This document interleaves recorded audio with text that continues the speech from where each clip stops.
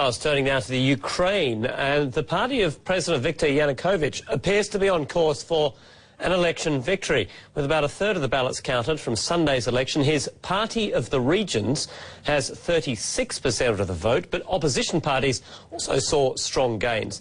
Now, Mr Yanukovych's party wasted no time in declaring victory, even though it's not yet clear how the next parliament will be made up. Half its 450 seats will be filled by candidates who have yet to declare their party affiliation.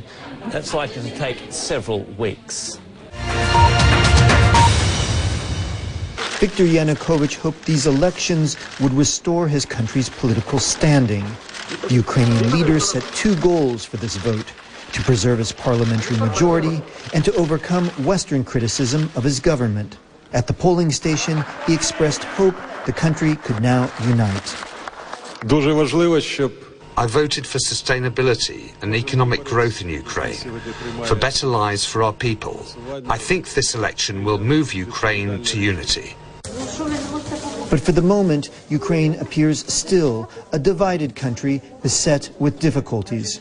The former prime minister and opposition leader, Yulia Tymoshenko, remains in jail on charges of abuse of power. Her handling has been a stumbling block to relations with the European Union, which has frozen the signing of a key treaty with Ukraine. And her imprisonment has provided a rallying point for the country's opposition. Before that has any hope of happening, the vote has to pass one simple test: honesty. All the parties listed on the ballot papers here say they want these elections to be free and fair. But they have different reasons for that. The opposition, of course, don't want to be cheated out of any votes, whereas the party in power, called the Party of Regions, well, they want to prove to the world that they can conduct democracy properly.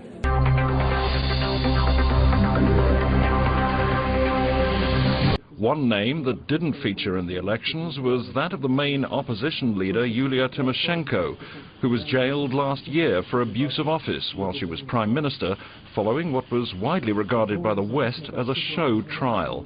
Her united opposition party has come a close second. Ms. Tymoshenko voted from her prison cell. In third place, a newcomer to the political ring, boxing champion Vitaly Klitschko. His Liberal Punch party attracted a surge in support, with voters seeing him as a man free of the corruption that's bedeviled Ukrainian politics. I think this result is not bad at all for a young party, and I'm sure we'll capitalise on this result and will prove our professionalism and credibility during our work in Parliament. As supporters of the president celebrate in the streets, many observers believe this has been a vote to keep the status quo. Mr Yanukovych's party may be returned to Parliament with a slimmer majority, but he's held on to power. That, he claims, will move Ukraine towards unity.